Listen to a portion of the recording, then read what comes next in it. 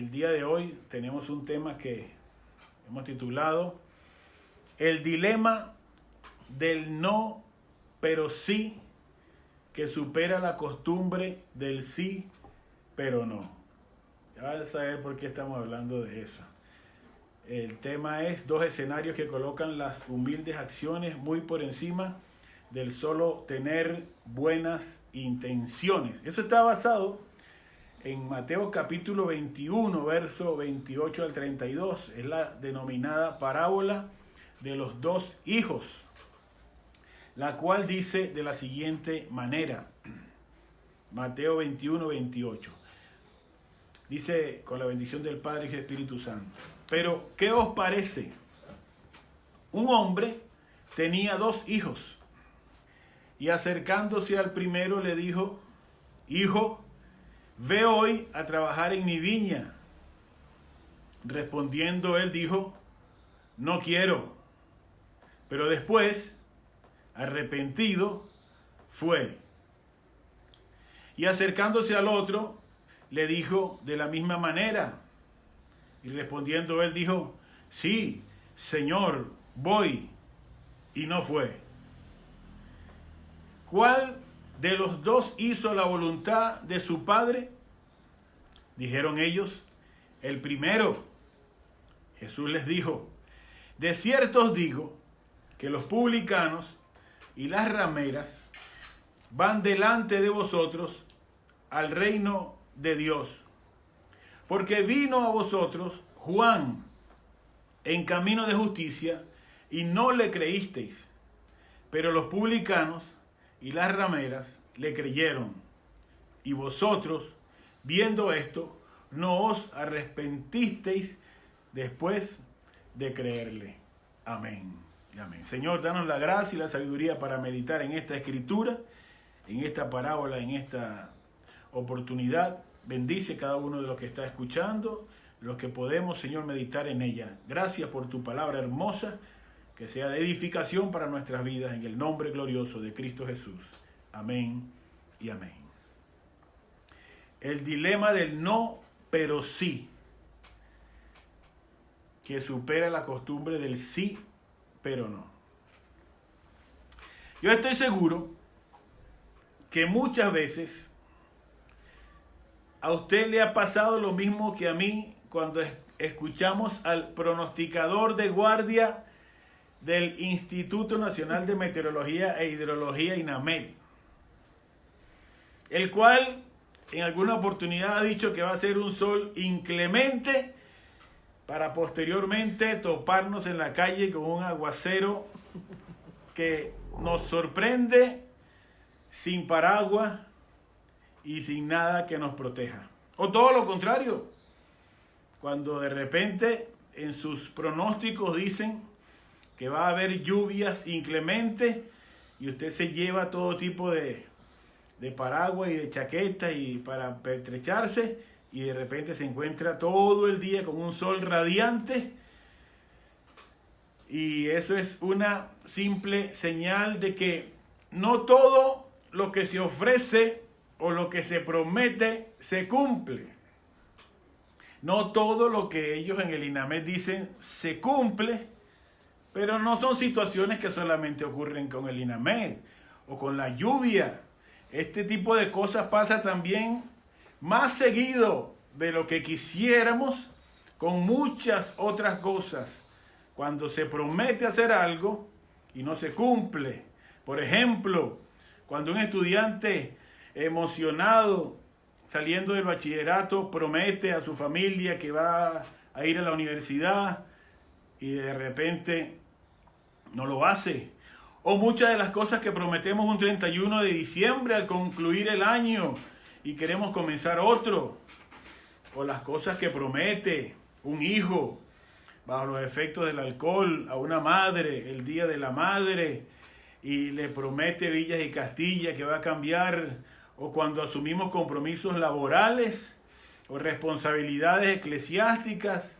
Ese tipo de situaciones donde se promete y no se cumple, también sucede, para desgracia de muchos, cuando frente a un jefe civil o a algún religioso, una noche de boda, se prometen muchas cosas y finalmente no se hacen. O yéndonos a nuestro ámbito cristiano, cuando decidimos delante de muchos testigos ese día precioso en que bajamos a las aguas, que vamos a morir para el mundo y a vivir para Cristo. Y lamentablemente muchos de esos creyentes no es cierto que viven para Cristo ni que han muerto para el mundo. Esta parábola, dirían los modernos, algo ácida en labios del Señor, se inscribe en un enfrentamiento que tuvo Jesús con los ancianos y los sumos sacerdotes de Israel. El maestro acababa de derribar las mesas de los vendedores, de los cambistas que estaban en el templo, haciendo lo indebido. Actuaban de una manera no adecuada dentro del templo. También el Señor acababa esa mañana de decirle a una higuera que por no estar dando fruto se iba a secar, y ella inmediatamente se secó. Entonces los líderes religiosos, cuando vieron que esas cosas estaban sucediendo, le hicieron la pregunta al Señor en el capítulo 21-23, dinos con qué autoridad tú haces esas cosas, ¿quién te dio autoridad para eso? Y el Señor, en lugar de responderles claramente, les lanzó otra pregunta, con el fin de recordarles que también habían tenido la misma duda cuando Juan el Bautista, y a él también le preguntaban por qué hacía esas cosas. Y como ellos no supieron responder la cuestión del bautismo de Juan, si era del cielo o era de los hombres, entonces el Señor les dijo, pues yo tampoco les digo con qué autoridad hago estas cosas. Pero les contó el relato de la parábola de los dos hijos. Él dijo, no quiero a su padre. Un hijo dijo que no quería hacer lo que su padre le estaba pidiendo, y sin embargo al final lo hizo. Y uno de los hijos se mostró muy entusiasmado y ofreció que sí lo iba a hacer, pero al final terminó no cumpliendo lo prometido. En esta historia, Jesús va a expresarle de alguna manera a los oyentes de esa época y a nosotros que la fidelidad hacia Dios reside en hacer más que en prometer, en cumplir lo que Dios quiere que hagamos más que en palabras y ofrecimientos. El nivel de nuestras intenciones puede ser muy bueno hacia Dios, pero la ética correcta no es la del desear, sino la del cumplir. Si las buenas intenciones no se materializan en hechos concretos, entonces no sirve de mucho, mis amados hermanos. Esta parábola se caracteriza por su simpleza. Jesús intencionalmente la relató de tal manera de que no hubiera duda respecto a su significado. Es muy difícil que los que estaban oyendo esta parábola no entendieran lo que el Señor quería plantearles. Los súbditos del reino deben caracterizarse por obedecer a su Padre, a su Dios, aunque hayan llevado una vida pasada de pecado y de desobediencia. Cuando Jesús habla de los dos hijos, de inmediato se nota que lo que primordialmente importa no es lo que uno diga que va a hacer, sino lo que uno haga. Y en ese sentido, Él muestra dos clases de personas. Por una parte están los publicanos, cobradores de impuestos, las prostitutas, los pecadores, pues. Ese grupo era, por lo general, desechado por los líderes religiosos. Ellos habían dicho que no a Dios desde el principio. Eran personas rebeldes, reacias a Dios. Y estaba también el grupo de los principales sacerdotes, los ancianos del pueblo, es decir, los religiosos que supuestamente conocían y amaban a Dios más que los otros. Pero lo amaban de la boca hacia afuera, como el mismo Señor en alguna oportunidad se los dijo, son sepulcros blanqueados. Bueno, cuando los pecadores, los publicanos, escucharon las buenas nuevas del reino que predicaba Jesús y predicaba Juan el Bautista, cambiaron de parecer, se arrepintieron y obedecieron a Dios. Por fe, lo amaron, ese no inicial que ellos tenían se transformó en un sí definitivo. Sin embargo, los líderes religiosos que habían dicho que sí a Dios, que sí amaban las demandas de Dios, a la larga, ese sí se convirtió en un no. Por eso surge esta parábola. Los que se creían justos fueron acusados por Jesús de pecadores y desobedientes a la voluntad divina, mientras que de aquellos a quienes todo el mundo consideraba como pecadores, los publicanos, las prostitutas, etc., el maestro afirma, mire cómo lo dice en el verso 30, ellos van más adelantados en el camino que conduce al reino de Dios, porque creyeron en el mensaje y se arrepintieron de su maldad. Es decir, en palabras llanas, unos accionaron por fe hacia Dios, aunque los otros solo tenían buenas intenciones. ¿Por qué esta parábola es pertinente para ahora, mis hermanos? Este es un tiempo donde abundan las resoluciones de Año Nuevo, esas promesas de inicio de año. Pero el contraste entre los justos y los pecadores, de acuerdo a lo que el Señor establece en la parábola, vendrá marcado por la diferencia entre obedecer o desobedecer, entre cumplir o no cumplir, entre hacer o no hacer. El hombre de la parábola, el padre, va a representar a Dios y sus dos hijos van a simbolizar las dos partes de que se componía ese pueblo judío en los tiempos de Jesús, que ya hemos dicho, los pecadores indiferentes que no cumplían los ritos, y por otro lado estaban los que habían permanecido fieles, entre comillas, a la religión. Ahora bien, el Señor hace el énfasis sobre unos y otros y dice que en estas parábolas, que en esta parábola dice que hay que cumplir más que prometer. Yendo a la historia propiamente dicha, hablemos de lo que significa la ética del sí pero no. Hay un hijo que de forma no respetuosa, de forma superficial o de forma hipócrita o falsa, le responde a la petición de su padre: sí, Señor, yo voy. Y de ese primero han existido muchos más discípulos en la historia del cristianismo que del segundo.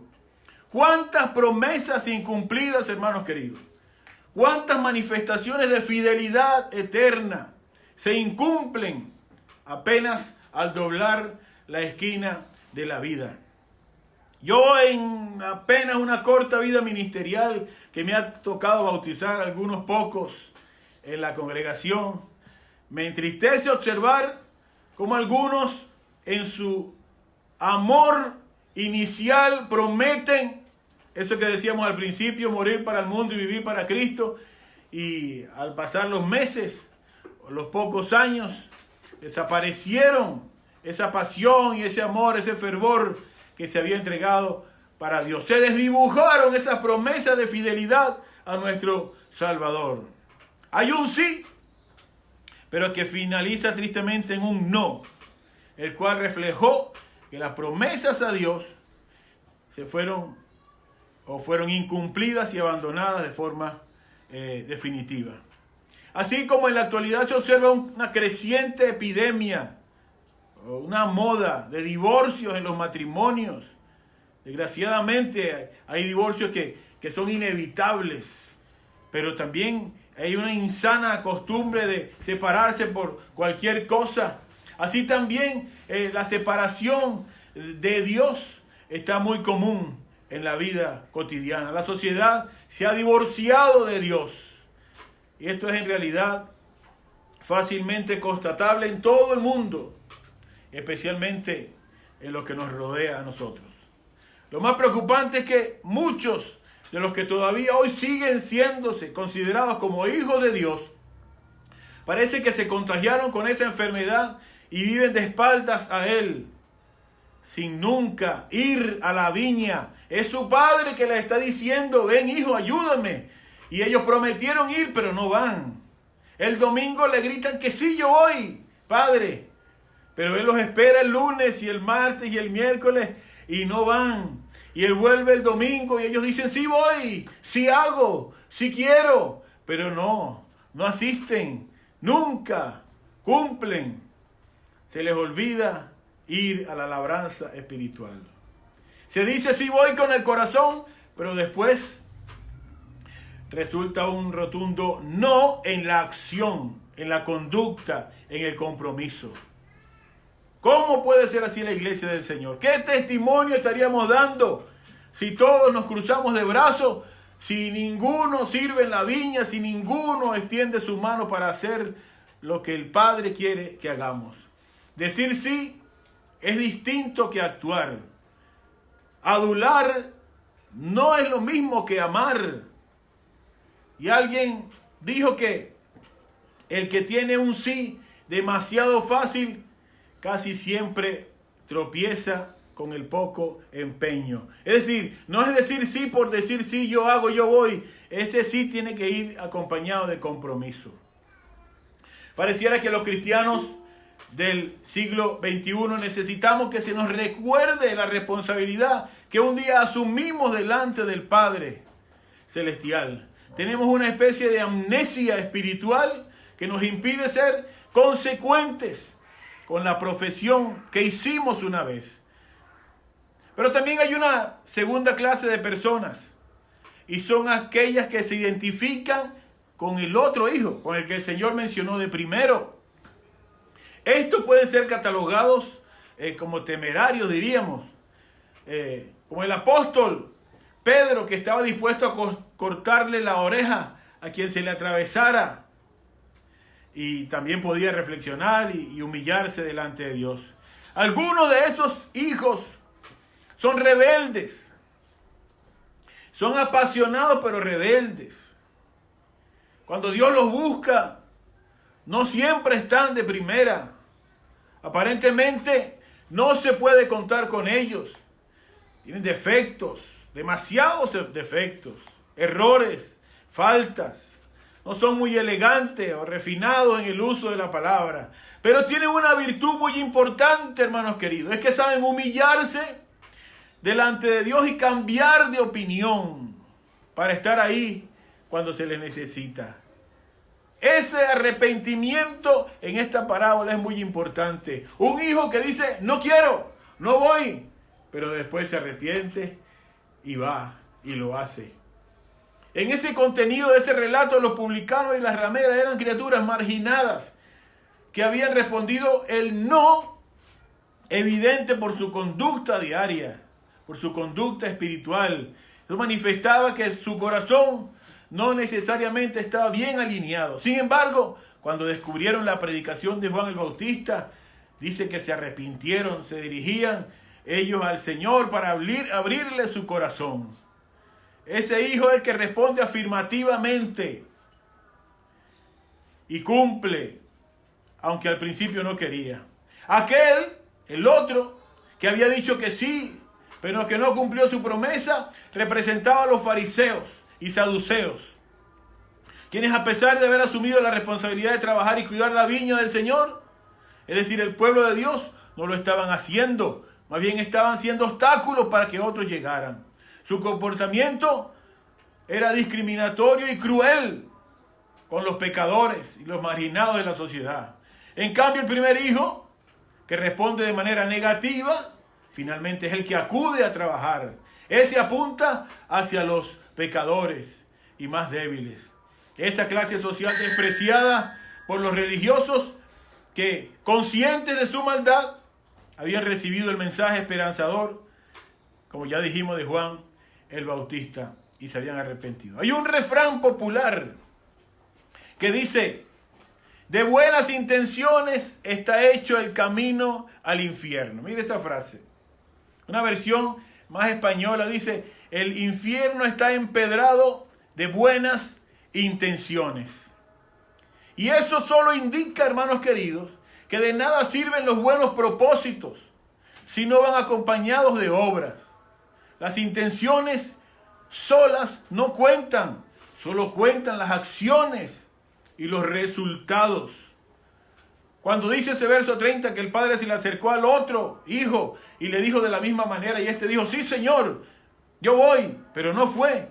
Lo que está mostrando es la mala costumbre que tenemos los creyentes cuando nos comprometemos a hacer algo, cuando somos perfectos en teorizar y ofrecer, pero luego no lo hacemos.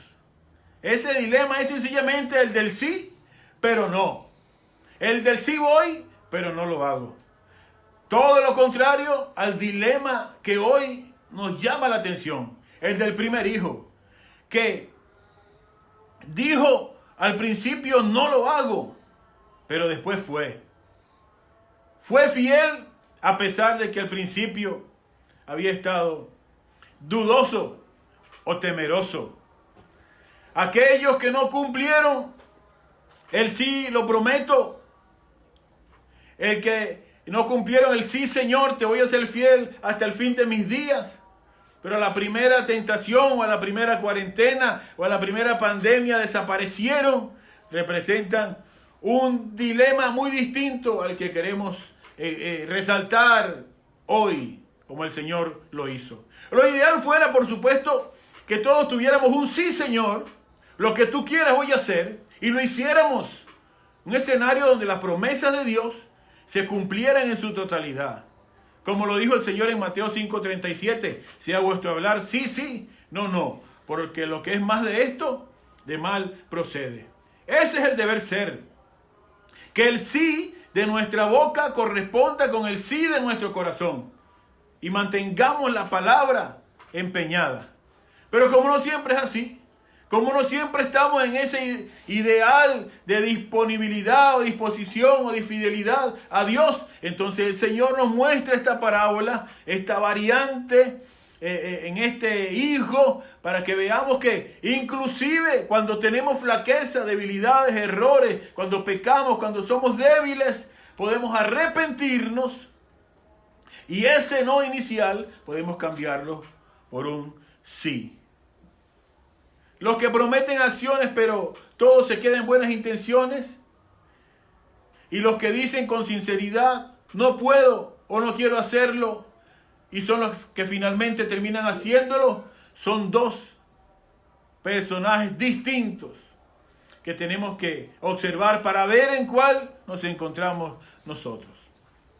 Así que, antes de pasar a revisar los escenarios que yo observo en este primero de los hijos, en este hijo que tenía el dilema del no pero sí, quiero colocar en un instante el acento en algo que me parece importante y que tiene que ver también con el verbo hacer. ¿Sabe que muchos creyentes, por alguna razón, luego de que pasan el momento inicial de su encuentro con Dios, adquieren las clases de bautismo, pasan por el bautismo en agua, entonces asumen una postura algo equivocada con relación a ese verbo hacer? Llegan a creer que la vida cristiana victoriosa se limita a las cosas que no se hacen. Es decir, creen que el buen cristiano es el que no fuma, el que no bebe bebidas alcohólicas, el que no asiste a bailes, el que no hace lo malo, el que no peca, etc. Y la cosa más fácil, hermanos queridos, pero peligrosa, es caer en un legalismo que se asemeja mucho al de esos líderes religiosos que Jesús tenía enfrente.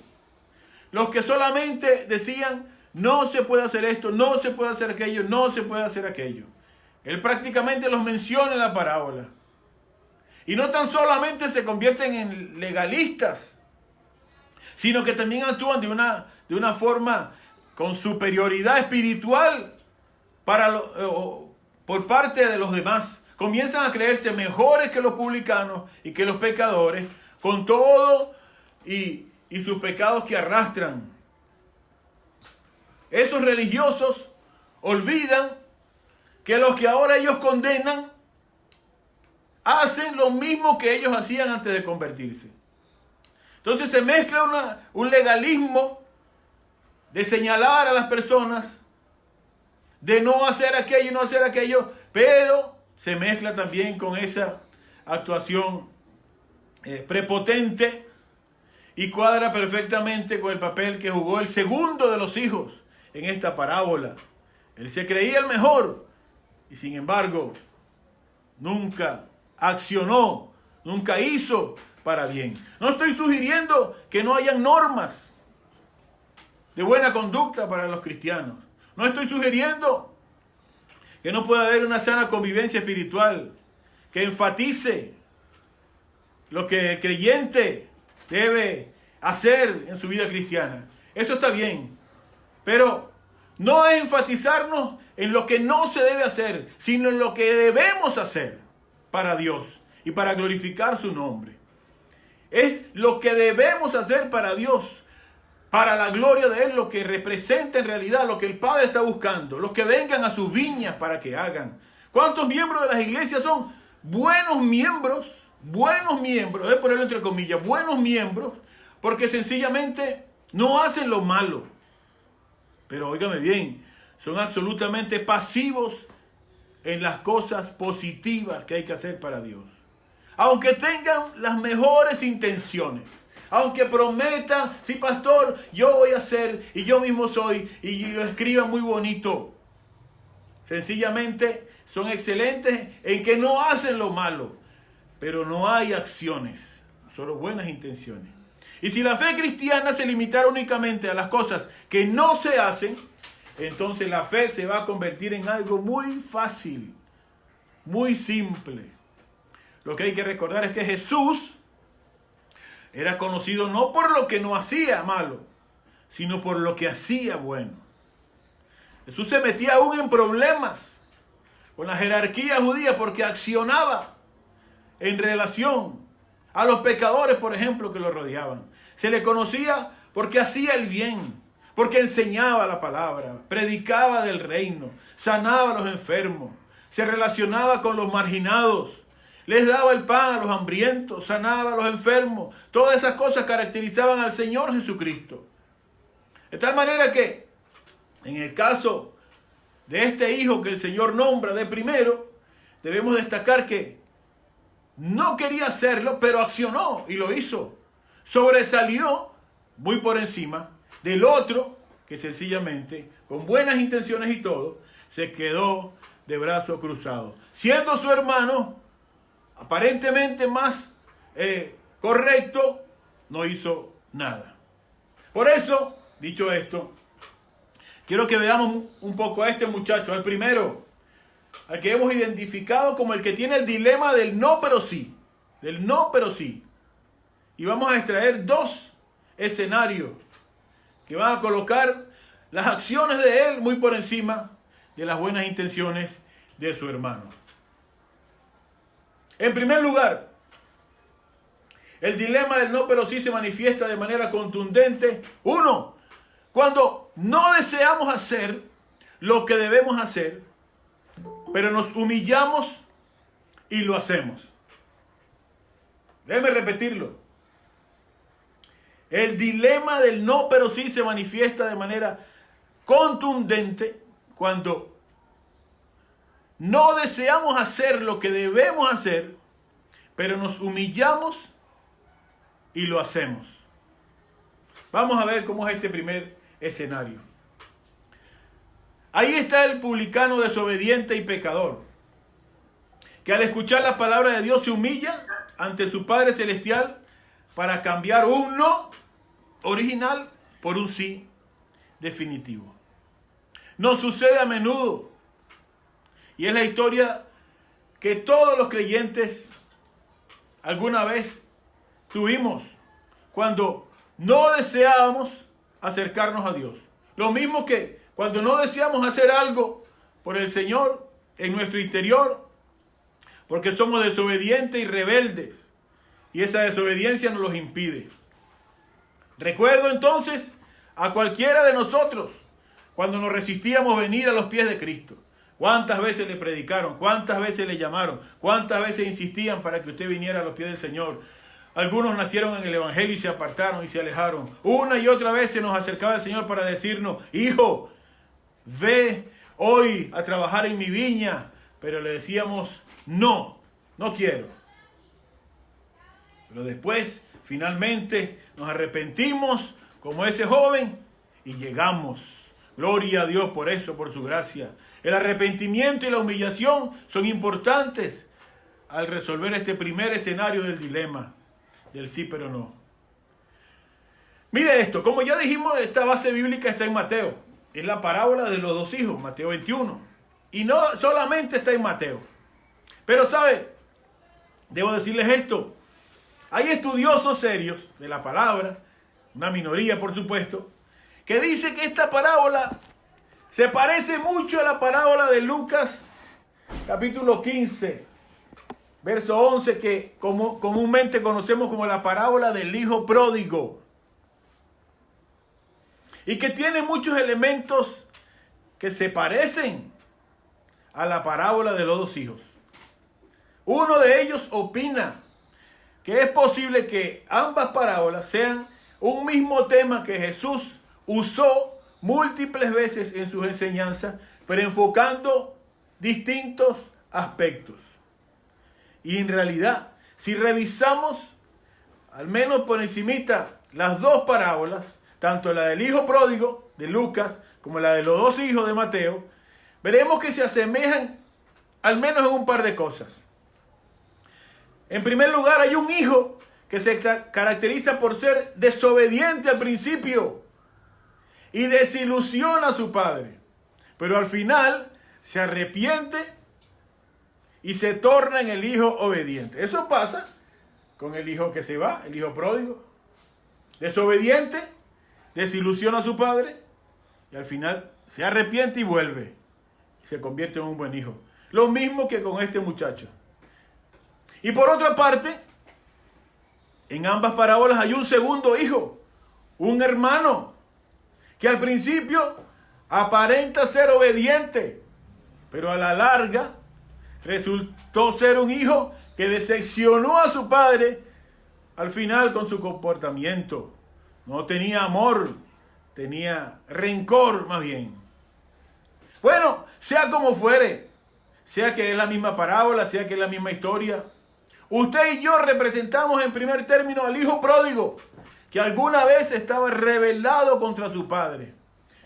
O al hijo que no quiso ayudar al Señor en la viña.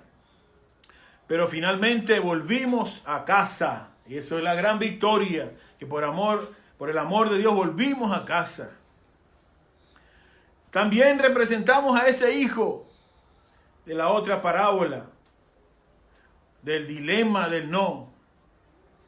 Fuimos desobedientes, no queríamos ayudar a nuestro padre, éramos poco receptivos y al final nos impulsó el Espíritu de Dios a vencer el dilema del no, cambiarlo por un sí.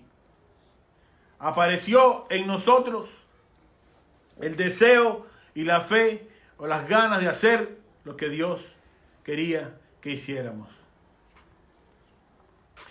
Esa actitud impulsiva, ese dilema del no aparece, hermanos queridos, cuando no estamos muy deseosos de hacer lo que Dios quiere que hagamos. Por ejemplo, no siempre usted tiene ganas de orar. La carne es débil y dice otro día lo hago. No siempre usted quiere agarrar la palabra de Dios y leerla y estudiarla. No siempre usted quiere hablarle a alguien del Señor o hablarle de la bondad de Dios, orar por alguien que esté enfermo. No siempre, aunque la gente lo necesite. No siempre uno quiere congregarse. No siempre tiene ganas de invertir unos megas o un tiempo para venir a reunirse, o cuando estamos en presencial de ir, pagar pasajes, tomar su tiempo. Eso requiere esfuerzo importante, energía y tiempo.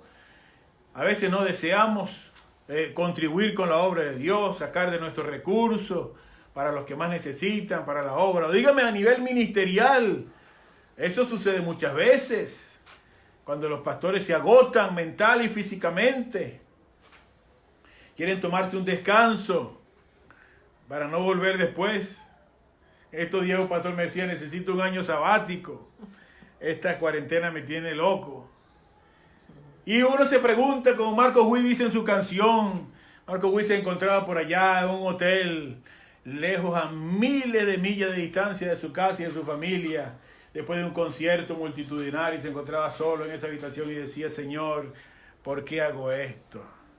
¿Cuál es el motivo de mi esfuerzo? Para después decir: lo hago por ti, Señor, por el amor que me has mostrado, lo hago por ti. Ese no impulsivo aparece repentinamente cuando nuestra naturaleza pecaminosa pretende alejarnos de las cosas que Dios quiere. Pero, por la gracia de Dios, ese no es el final de la historia, porque entonces aparece el Espíritu Santo, nos acaricia y revierte esa decisión de no querer orar, de no querer adorar, de no querer leer, de no querer congregarnos, de no querer colaborar. Cambia esa decisión carnal y egoísta y sin amor para hacernos que nos humillemos y que hagamos una humilde acción.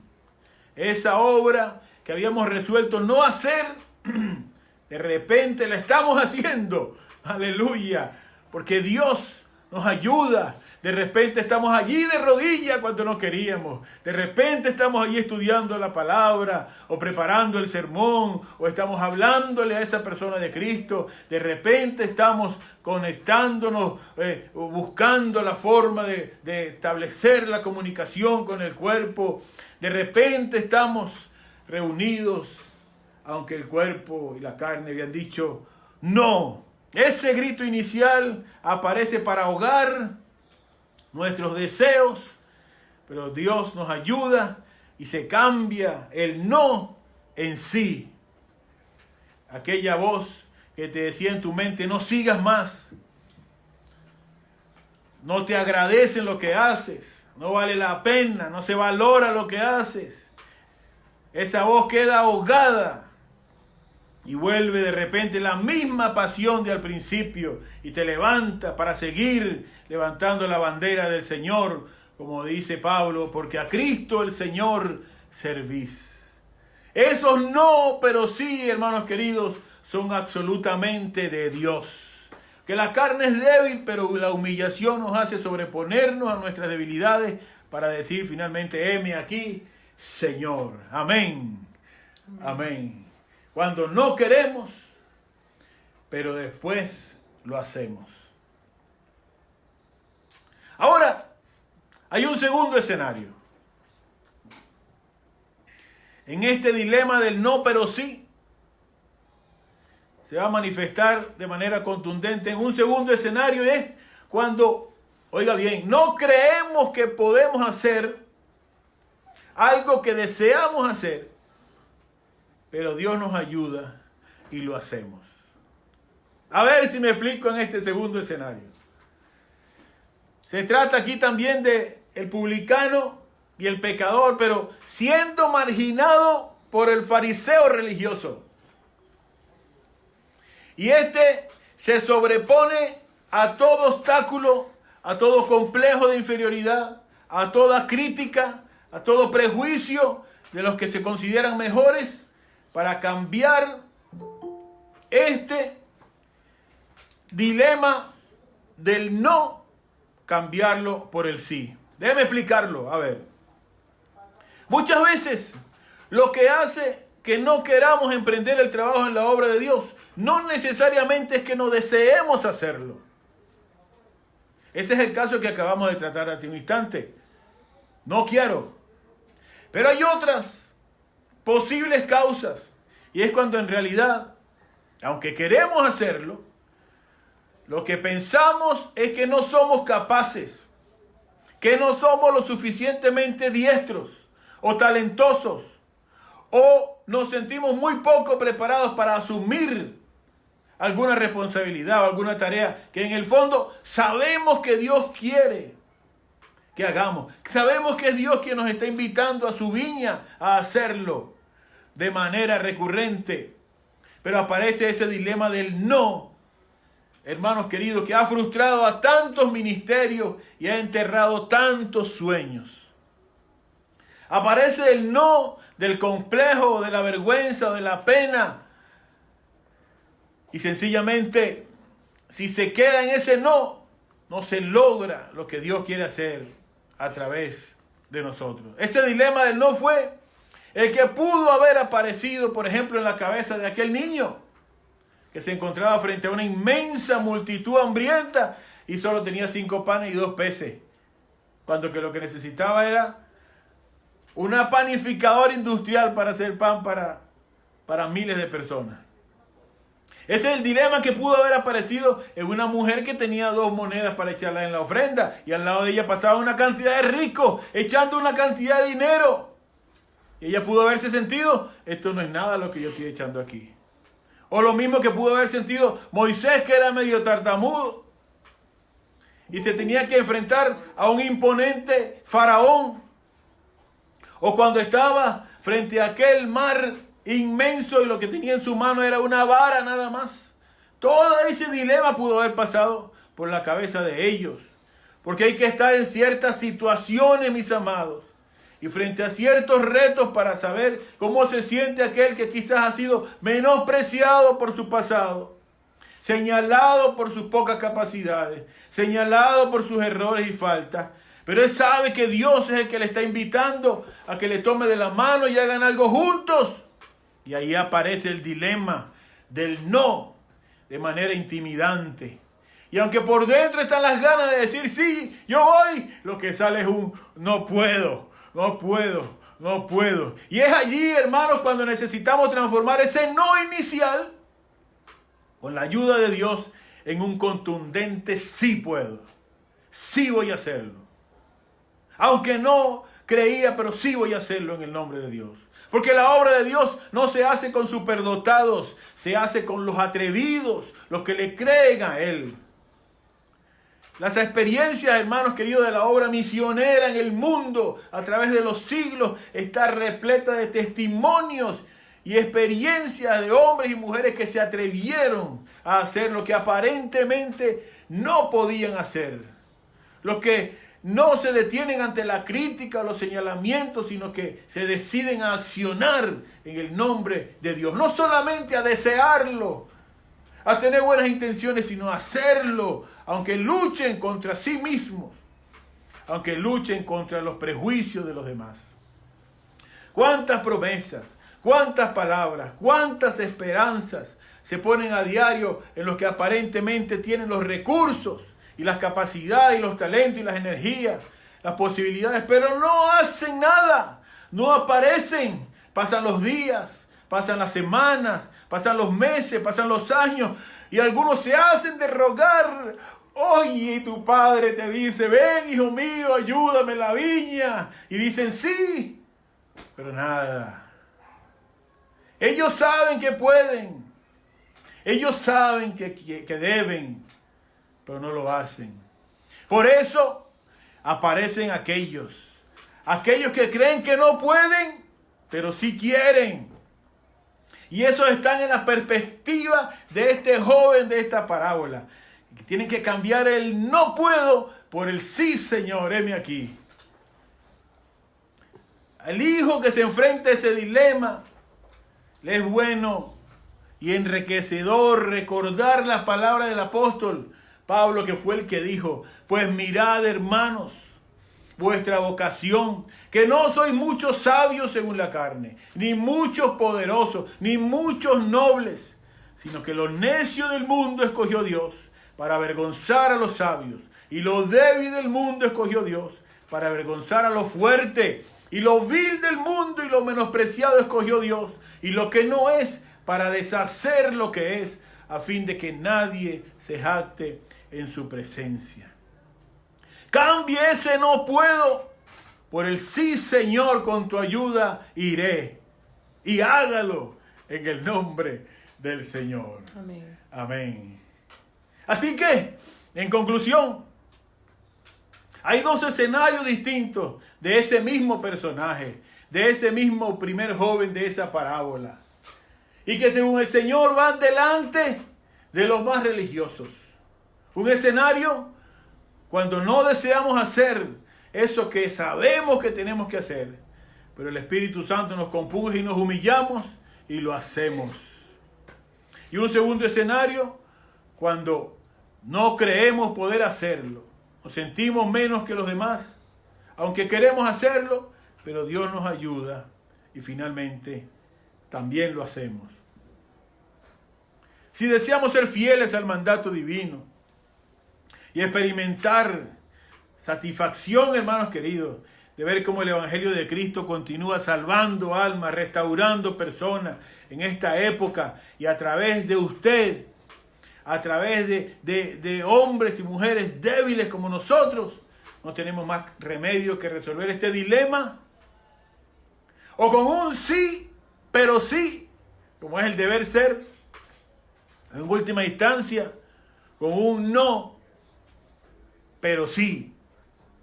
Y erradicar por completo esa costumbre dañina de decir sí, pero no hacer nada. Esta parábola es una expresión del Señor que se parece mucho a aquella que Él mismo dijo: no todo el que me dice Señor, Señor, entrará en el reino de los cielos. Si no sabe quién, el que hace la voluntad de mi Padre que está en los cielos. Mateo 7:21. Así que no importa cuán expresiva sea nuestra adoración, cuán elegante sea nuestra forma de decirle las cosas a Dios, o nuestra experiencia o nuestra trayectoria, si esta no se acompaña de la obediencia, del cumplimiento a lo que Él desea, de nada sirve. La buena noticia de todo esto es que, aunque seamos débiles, aunque fallemos, aunque vengamos del mundo con fallas, con errores, aunque nuestra vida no sea moralmente ni éticamente la mejor, la más iluminada, no por eso el Padre nos desecha, nos da la oportunidad y nos dice: ¿quieres venir? Pero tengo una fama mala, se ha propagado por todas partes, no soy lo mejor del mundo. Él dice: ¿quieres venir? Si quieres venir, el puesto es tuyo, solo arrepiéntete y di que sí, ven. Y el Señor nos da la oportunidad. De indignos nos dignifica para servirle en su reino. Aleluya. Termino con lo que Jesús también terminó en esa parábola. Él dijo que los cobradores de impuestos y las prostitutas entrarían al reino de Dios antes que los religiosos judíos, que dependían de su propio mérito. Que ellos vayan delante, hermanos queridos, de los que se creen buenos. Que ellos, por reconocer su falta, su pecado, por depender de la gracia de Dios, vayan delante de los arrogantes y de los que no cumplen. Eso es, hermanos queridos, una lección tremenda. El que lo entienda, el que entienda que Dios da nuevas oportunidades a pesar de que hayamos dicho que no muchas veces. El que entienda que Dios es el Dios de las nuevas oportunidades a pesar de nuestros errores y nuestras faltas, a pesar de nuestros complejos. El que entienda que esas oportunidades están a la disposición hoy en día, habrá alcanzado un grado de sabiduría extraordinario para cumplir el propósito de Dios y en su vida. Y yo oro a Dios para que usted y yo lo hagamos. Menos buenas intenciones y más mejores acciones. Amén. Amén. Oro por eso, Padre, en el nombre glorioso de Cristo Jesús. Gracias. Gracias porque a través de una sencilla parábola, Señor, tú nos muestras que tu deseo fehaciente es que en nuestro corazón haya la disposición de hacer tu obra, de acompañarte en tu viña, en tu reino, para servirte, Señor, en lo que tú necesites. No es cruzarnos de brazos o escondernos. No es encerrarnos, Señor, en nosotros mismos y esperar que tú cada día nos alimentes y nos cuides y nos protejas. Es ir, Señor, a esa viña donde tú necesitas hombres y mujeres que hagan tu trabajo, que te sirvan con disposición. No es prometer y prometer para no cumplir, Señor, es atrevernos, es dejar la flojera o el cansancio. Es dejar a un lado ese no, Señor, de desagrado, de incomodidad, de disgusto, de molestia, y cambiarlo por un sí y ejecutarlo. Es cambiar ese no de traumas y de complejos, Señor, y de dudas, por un sí de acciones valientes para la gloria tuya. Enséñanos y ayúdanos, Señor, a cumplir esto que tú nos has enseñado en esta hora, para la gloria y la honra de tu santo nombre. Amén y amén. Gloria a Dios.